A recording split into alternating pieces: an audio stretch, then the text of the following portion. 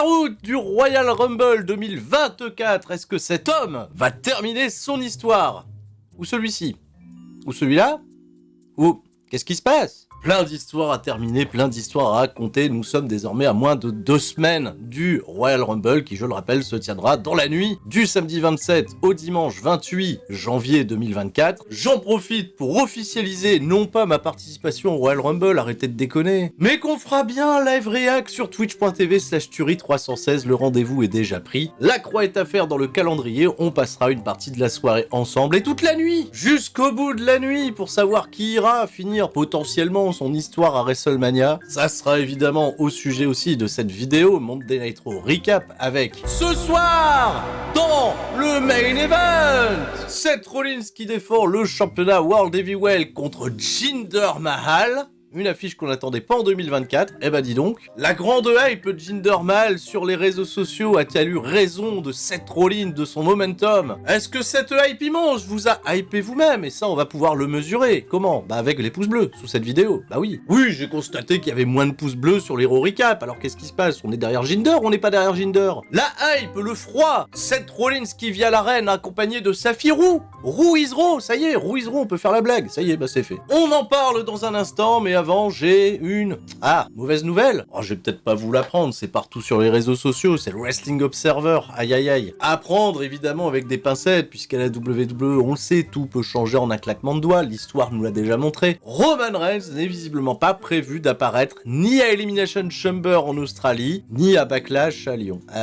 Oh non, mais ça fait mal quoi, la news qui tombe alors que les places, elles ont été en partie déjà vendues. Bon, ok, Roman Reigns on sait, nouveau rôle de part-timer, il fait un pay-per-view sur 2, il va privilégier le Big Four et l'Arabie Saoudite. Et je sais bien qu'on aimerait tous qu'ils viennent à Lyon dévaler l'arène de la LDLC Arena. Et attention, hein, champion ou pas champion, hein, qu'ils perdent le titre, que Cody finisse son histoire, qu'un autre finisse son histoire, que bah tiens, ils viennent affronter The Rock. Hein, et malheureusement, on restera dans l'incertitude au moins, je pense, jusque WrestleMania, où là, l'histoire s'écrira. Et peut-être que le Roman Reigns, qui, je le rappelle, n'avait pas été annoncé pour l'événement à Londres Money in the Bank pour affronter les Usos en équipe avec Solo Sikoa, bah finalement était bien présent, puisqu'il y avait une histoire pertinente à raconter à ce moment-là. Peut-être qu'il y aura une histoire pertinente racontée à Lyon. Bon allez, tout espoir n'est pas perdu, on n'est jamais à l'abri d'une bonne surprise. Bah, oh, Michel! Oh punaise, pour une surprise, c'est une surprise. Michel, qu'est-ce que vous foutez là? Oh, je sais Michel, vous allez nous annoncer votre participation au Royal Rumble, ou alors mieux, vous êtes là, vous les 3 et 4 mai, à Backlash. Oh, ça va compenser avec l'absence de Roman Reigns. Alors déjà, premièrement, pas du tout. Et secondièmement, bonjour à tous et meilleurs vœux pour cette année 2024 en n'oubliant pas le plus important, le santé.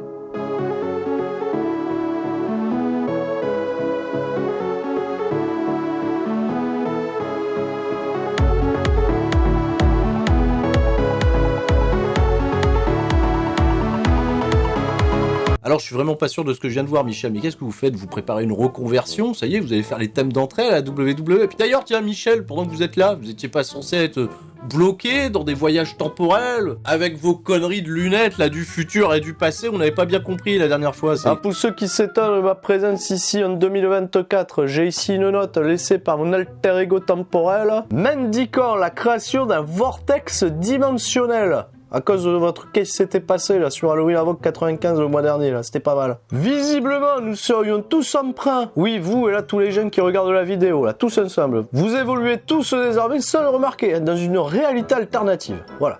Waouh, et ben écoutez, j'ai encore une fois rien compris Michel. Merci Michel, je pense que la meilleure solution pour vous c'est un suppo et au lit, hein? Alors oui, je n'y manquerai pas et d'ailleurs ça sera mon tertiero et ultimo point. Vous rappelez que je suis toujours ambassadeur de la marque Oli.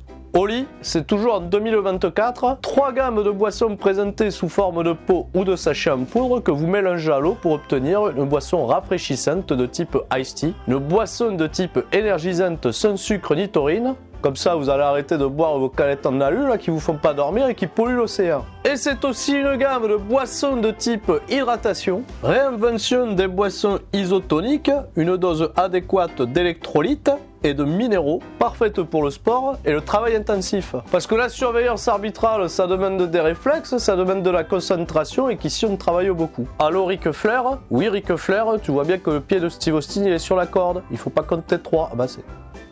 Bah il est trop tard. Tout le monde ne peut pas être aussi réactif que moi. Ric Flair ne boit pas au lit et commet donc une erreur arbitrale. Quel dommage de ne pas profiter des saveurs pêche blanche, fraise kiwi, mais aussi pamplemousse. Alors d'habitude je ne suis pas un grand amateur de pamplemousse, mais c'est moins amer que du pamplemousse. Alors j'aime bien. Profitez du code STURY5 pour avoir 5 € de remise sur votre première commande ou du code STURY pour obtenir 10% de réduction sur tous vos achats et à n'importe quel moment. Actuellement, grâce à ces remises, pour 44,99 € au lieu de 49,99 €, Oli vous propose le pack Starter Set Deluxe avec 40 portions aux saveurs différentes issues des gammes Iced Tea, énergisante et hydratation. Avec offert dans ce pack un shaker réutilisable, toujours pour mélanger votre boisson sur un morceau de techno de type qualité.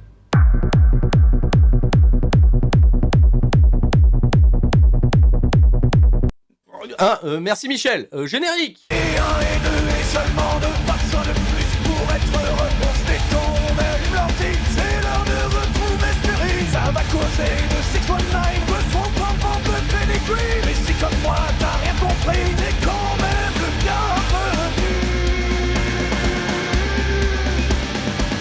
C'est ça le catch, de la passion et du fun. On se prépare pour le corps à corps, donc tout le monde reste fort.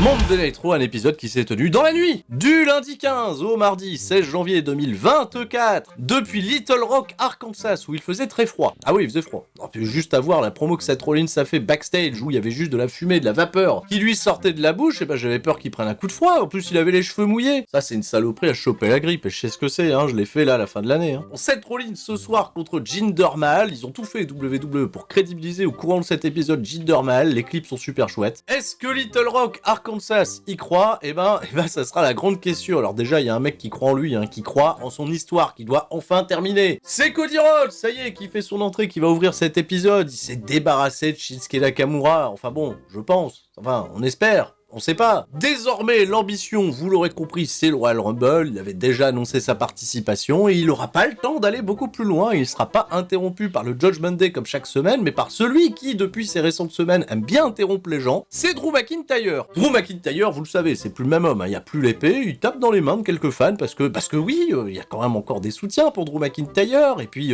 il a peut-être une bonne raison d'avoir la rage. Hein. C'est toujours la faute des autres. Mais Drew McIntyre, il est là pour reconnaître que Cody Rhodes mériterait de terminer son histoire. Drew McIntyre repense avec beaucoup de sagesse que Cody et lui, à l'époque, ont été champions par équipe de WWE. Et oui, les Dashing Ones. Tous les deux se remémorent qu'ils ont fait ce choix de quitter WWE et revenir beaucoup plus fort, et pour Drew McIntyre, ça s'est concrétisé par 2 championnats du monde remportés. Comme d'ailleurs ce même Cody Rhodes à l'époque, lorsqu'ils ont fait leur dernier combat l'un face à l'autre dans le circuit indépendant, et c'est d'ailleurs le dernier combat de Drew McIntyre avant qu'il signe à la WWE et qu'il revienne à NXT, tout ça. Cody Rhodes lui avait dit que il deviendrait champion du monde, et c'est ce que Drew McIntyre a fait. Alors Drew McIntyre, on l'a compris, respecte Cody Rhodes pour ça, mais mec, je suis désolé, l'histoire là tu vas pas la finir tout de suite, parce que d'abord j'ai la mienne à finir, parce que je l'aurais fini s'il n'y avait pas eu Damien Priest, s'il n'y avait pas eu la Bloodline, si t'avais pas fait copain-copain avec Jey Uso. Cody Rhodes lui répond justement qu'avec des scies on coupe du bois, et que ni Drew McIntyre, ni CM Punk, ni Jey Uso, ni personne ne se mettra en travers de sa route. Il remportera le Royal Rumble pour aller finir son histoire. Et vu que Drew McIntyre, il était sur le petit instant de nostalgie de leur dernier combat dans le circuit indépendant, Cody Rhodes rappelle à Drew McIntyre que pour ce combat, il l'a battu. Voilà, les deux hommes se séparent. Drew McIntyre, il restera dans le ring avec le Sum. Cody Rhodes, malheureusement, on ne le reverra plus de l'épisode. Mais sachez une chose, comme le nom de CM Punk a été prononcé, CM Punk lui-même a annoncé venir confronter Cody Rhodes la semaine prochaine. Ça va être bien. Le fil rouge de cette semaine, il va tourner une fois de plus autour du Judgment Day, et notamment autour d'un homme qui me fait toujours autant triper, c'est R-Truth et le Judgment Day. R-Truth, d'après ce qu'on nous explique, il a passé tout le pré-show à vendre des t-shirts du Judgment Day sur le parking, des t-shirts sur lesquels il a imprimé qu'il faisait partie du Judgment Day. Et là, Damien Priest, il lui met un stop, il fait « T'es en train de faire quoi là? T'as toujours pas compris ?» R-Truth, il lui dit « Si, j'ai compris comment on fait des affaires, et justement, tiens, voilà, ça c'est ta part, bim, grosse liasse de billets, qu'est-ce qui se passe ?» Ah oui, il va vendre des t-shirts t-shirt et il va remettre sa part à tous les membres qui figurent sur le t-shirt. Vous avez votre part, c'est les dividendes, c'est les royalties. J'en ai pour Finn Balor, j'en ai pour Tom et Nick Mysterio. D'ailleurs, comment va Nick? Je l'ai cherché sur Facebook, j'ai pas de nouvelles. Damien Priest, il a l'air un peu content de toucher un petit peu de moula, ça fait plaisir, des petits dividendes. Mais il rappelle subtilement à R-Truth que ce soir, ils seront adversaires, puisque R-Truth va faire équipe avec le Miz contre Damien Priest et Finn Balor, et il conseille à R-Truth de ne pas faire le relais et de pas prendre part à l'action ce soir dans le match. Et R-Truth, il lui fait un gros clin d'œil. Ok mec, j'ai compris. Et est-ce qu'il a véritablement compris? Ça, vous vous doutez que non. Voilà, toujours beaucoup d'amour. R-Truth, le Judgment Day, c'est un développement qui m'intrigue. Et on sent la grosse connerie arriver d'ici le Royal Rumble, on n'est pas prêt. Dominic Mysterio, sous les huées comme d'habitude, vient au ring accompagné de JD McDonagh. Dans un instant, il va affronter DIY. On continue bien sûr de bâtir le gros momentum pour Johnny Gargano et Tommaso Ciampa qui, eux, ont pris en chasse Finn Balor et Damien Priest pour ces championnats par équipe. Une petite anecdote sur les conditions météo, j'en parlais, mais Johnny Gargano et Ciampa, ils ont eu 2 vols annulés, ils ont dû se démerder en bagnole pour essayer de rejoindre l'arène, ils sont arrivés 3 heures avant le début du show, histoire de tout préparer. Mais la galère va pas les empêcher de proposer un excellent match de catch. Enfin, le match de catch par équipe référence pour DIY depuis leur reformation dans le main roster. Dominic Mysterio qui se chope une 8 nucléaire, ça aide toujours. JD McDonagh qui est capable de combiner avec n'importe qui, ça aide toujours. Et le public un peu frileux au début, on peut le comprendre vu qu'il fait froid, va rentrer dans l'action, des chants d'ici au somme, du suspense en fin de match et finalement DIY remporte la victoire. 18 minutes 15, on leur a laissé du temps, c'est clairement le match le plus recommandé de cet épisode de Monday Night Raw et j'espère évidemment que vous le verrez rediffusion sur AB1. Alors, Triple H en termes de booking, on a bien compris que c'était un homme en mission pour revaloriser cette division par équipe féminine. Je rappelle que vendredi, Kaylin Carter et Kata Hentges défendront les ceintures contre Isla Dawn et Alba Fire. Et on aura sur cet épisode de Monday Night Raw pas moins de 2 combats par équipe féminin. Tout d'abord, Chelsea Green et Piper Niven qui vont perdre contre Indy Hartwell et Candice LeRae. Chelsea Green, comme d'habitude, elle avait été râlée auprès d'Adam Pearce pour avoir un rematch pour les championnats par équipe en justifiant que l'arbitre avait mal compté, mais bon, c'était un bon arbitre. Il avait pas commis d'erreur arbitrale, il a été vigilant. Adam Pearce leur a dit reprouvez-moi votre valeur, et ben elles ont pas reprouvé leur valeur, elles ont perdu contre Indy Hartwell et Candice LeRae qui n'avaient pas gagné depuis un bail. Malheureusement pas grand chose à signaler, ça durera que 3 minutes 30, un public pas très investi, pas le plus beau des Lionsault de Candice LeRae pour terminer le match, mais ça sera suffisant pour rebâtir du momentum, et malheureusement les anciennes championnes sont déjà à la traîne. Nia Jax n'est pas présente cette semaine, mais elle aura juste un petit clip pour nous rappeler à quel point elle est une force dominante, et à quel point elle est peut-être en train de se positionner comme favorite pour le Royal Rumble. Quelqu'un y croit, personne n'y croit, évidemment. Mais elle a assurément une épine dans le pied d'une certaine Rhea Ripley qu'on va retrouver backstage aux côtés du Judgment Day. Rhea Ripley, elle aura des choses à dire sur le ring. Damien Priest va les rejoindre et Rhea Ripley va se barrer. Il y a toujours énormément de tension entre les deux prétendus leaders du Judgment Day. Et Damien Priest, il est questionné par les autres membres du clan, à savoir qu'est-ce qu'il en est d'R-Truth, qu'est-ce que t'as foutu, où t'étais. Damien Priest, il leur dit calmez-vous, R-Truth, en fait, il fait des affaires pour nous, il a vendu des t-shirts et il m'a filé une grosse liasse de billets. Qu'est-ce que c'est que ce bordel? C'est de la corruption? Pas du tout. Finn Balor, t'auras ta part. Dominic Mysterio, t'auras ta part. JD McDonagh, t'auras pas ta part parce que ton nom il figure pas sur le t-shirt. Damien Priest et Finn Balor, ils vont se concentrer désormais sur leur match par équipe de tout à l'heure et j'aime bien toujours ce qui se passe avec le Judgment Day. Il fait son retour à Monday Night Raw, c'est le ring général Gunther, le champion intercontinental au règne le plus long, présenté par Ludwig Kaiser. Et Gunther, il va annoncer, et oui, sa participation au Royal Rumble 2024, en rappelant que l'année dernière, il a commencé premier, il est l'Iron Man au record le plus long de l'histoire, il lui a juste manqué une élimination, là les gens chantent Cody, ça agace un peu le ring général, mais pourtant, il affirme, il va gagner le Royal Rumble, alors lui, il a pas d'histoire à finir, hein. Lui...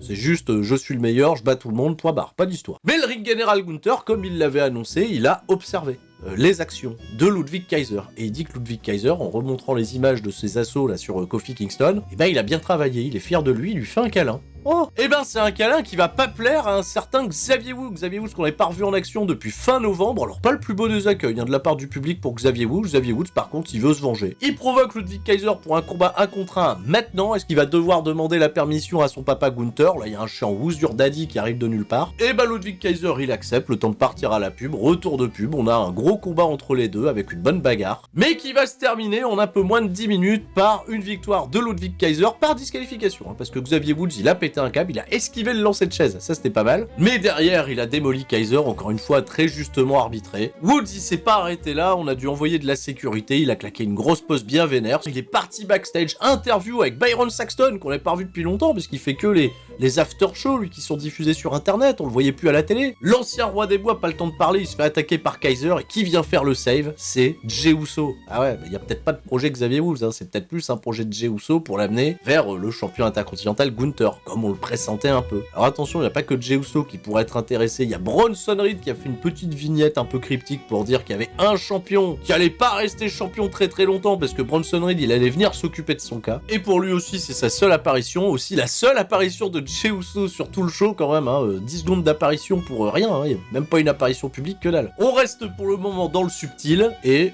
on verra la semaine prochaine où les choses vont nous mener. On redescend un petit peu plus dans la carte avec un programme qui nous amuse un peu, c'est Ivar, accompagné de Valhalla qui va faire face à Akira Tozawa, accompagné par Maxine Dupri. Un peu moins d'un mois depuis leur dernière confrontation qui avait tourné logiquement à l'avantage d'Ivar, on avait eu un chouette match pourtant entre les deux. Là c'était un peu plus court. Un Tozawa qui ceci dit embarque toujours bien le public dans ses délires et qui va, à la surprise générale, remporter la victoire grâce à l'aide de Maxine Dupri qui a fait une petite distraction. Seul 7 flip powerbomb depuis la 3e corde et c'était suffisant pour voler la victoire à Ivar. En à peine 2 minutes et bien entendu, Valhalla elle était pas contente, Ivar était pas content, les babyface se sont fait casser la gueule. Et quand ils sont revenus backstage rejoints par tous leurs copains, Ivinal déjà elle en a marre, elle veut choper Valhalla pour un match 1v1 la semaine prochaine. Et on refera le match aussi entre Chad Gable et Ivar. Alors c'est pas pour me déplaire mais j'ai l'impression que tout ce beau monde est un petit peu bloqué dans la mid-card et c'est assez compliqué de savoir à qui profitera tout ça par la suite.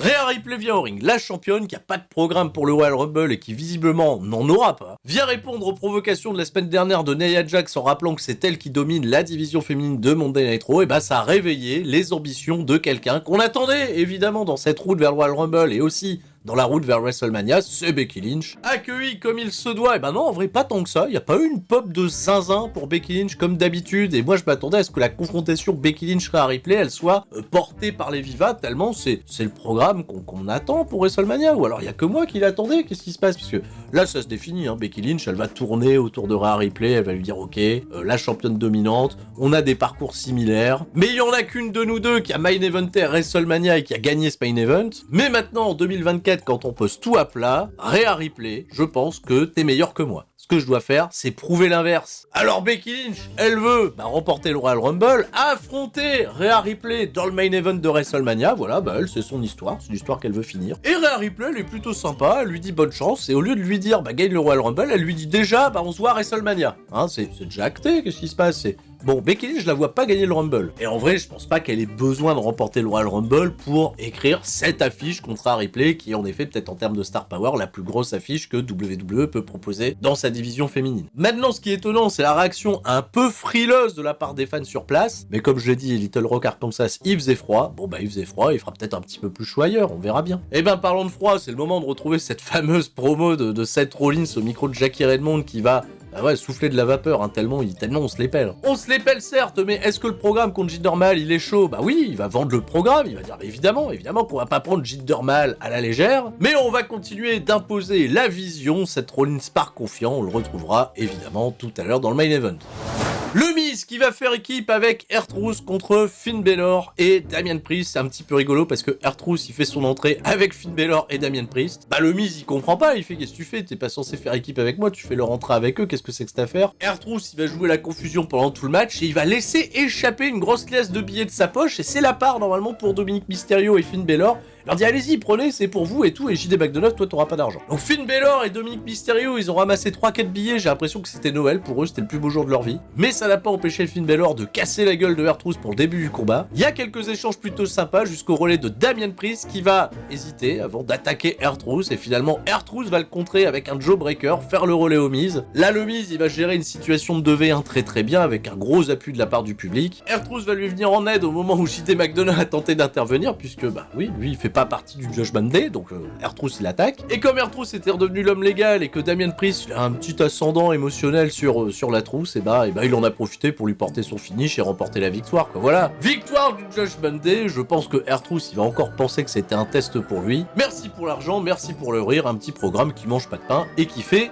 bien plaisir. On s'approche du main event, on retrouve rapidement Jinder Mahal, petite pro backstage, le mec il est concentré, hein. Il est focus, c'est le plus grand moment de sa vie. Remettre du prestige sur sur son nom sur la WWE, tout ça bénéficiait de la grande hype. Hein, voilà, il l'a évoqué subtilement, il a évoqué la hype sur internet. Et par contre, le public de Little Rock Arkansas, il a pas très hypé. Il a tiède, tendance froide. Hein, ouais, mais il faisait froid en même temps. Mais c'est pas pour maintenant. D'abord, on a un petit filler, on a un autre combat par équipe féminin entre Shayna Baszler et Zoe Stark qui vont se débarrasser très facilement de Tegan Nox et de Natalya. On leur a donné un tout petit peu de temps, 5 minutes 20. Encore une fois, malheureusement, ambiance un petit peu froide. On a retrouvé aussi une promo de Shinsuke Nakamura. Bah, il a expliqué qu'il a pas battu Cody Rhodes, mais Cody Rhodes, il le recroisera très certainement dans le Royal Rumble. Haha. Et Shinsuke Nakamura, il est en colère et il a faim. Alors qu'est-ce qu'il va faire? Bah je sais pas, il va aller à la cantine. De ce fait, il va attendre qu'on l'appelle pour un autre programme. Et après, on a eu le rappel du programme pour la semaine prochaine avec un combat qui s'est rajouté et pas des moindres. Damian Priest va affronter Drew McIntyre en 1v1. Et Damian Priest justement, bah oui, on va l'attendre au tournant pour ce combat de Seth Rollins où le titre va être en jeu. Est-ce que ce serait pas le moment de claquer un petit cash-in? Allez, c'est parti, c'est le main event, l'entrée de Jinder Mahal avec l'ancien thème, ça m'a fait plaisir. Jinder Mahal, il a une stratégie, il est pas venu seul au ring. Les Indushir, bah ouais, les Indushir, on les a pas vus les 2 dernières semaines, et bah ils sont là. Virman et Sanga pour peut-être poser des problèmes à Seth Rollins. Accueil du public encore une fois.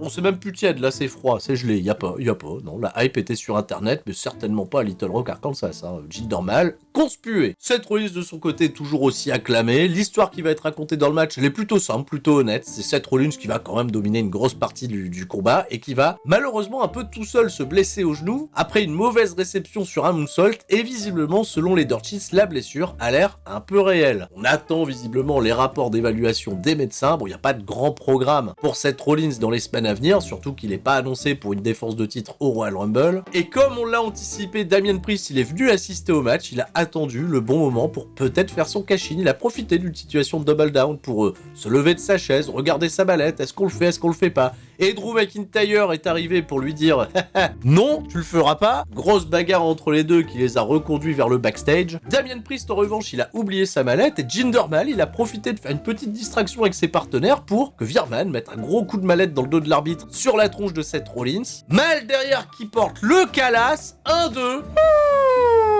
Ah, on a tous soufflé très fort, hein. On a eu chaud, hein. Oula, le dégagement de Seth Rollins. Voilà, c'était le grand moment de suspense du combat, puisque Rollins derrière, ni une ni deux, il a casé son stomp, il a remporté la victoire. On n'en parle plus. Vainqueur et toujours champion du monde de la WWE, Seth Rollins. Match décent, petit suspense, mais on va pas se mentir, il a pas cassé 3 pattes à un canard. À noter qu'en un peu plus de 6 mois, c'était déjà la 11e défense de titre de Seth Rollins, et c'est pas si mal. On va attendre les éléments quant à la blessure au genou, en espérant qu'elle soit pas trop grave et qu'elle ne le prive pas, surtout pas, déjà d'une grosse échéance comme Elimination Chamber, et encore moins d'un potentiel Dream Match à WrestleMania contre CM Punk. On le sent arriver gros comme une maison. C'est tout pour moi pour cet épisode de Monday Night Raw. Je suis un petit peu déçu qu'à moins de 2 semaines du Royal Rumble, on ne connaisse aussi peu de participants impliqués dans le Royal Rumble. Alors je sais que ça va faire plaisir à plein de gens qui attendent plein de surprises à chaque fois. Mais est-ce que les surprises seront assez fortes pour faire douter les potentiels noms tout en haut de la grande liste des favoris? Parce que oui, il y a beaucoup de gens qui doivent terminer leur histoire. On insiste beaucoup là-dessus. Je vous rassure, tout le programme de la chaîne sera orienté là-dessus pour les 2 semaines à venir. Je vous fais des gros bisous à tous et je vous dis à la prochaine. Et tout le monde, reste très fort. C'était Sturi. Ciao, bye bye!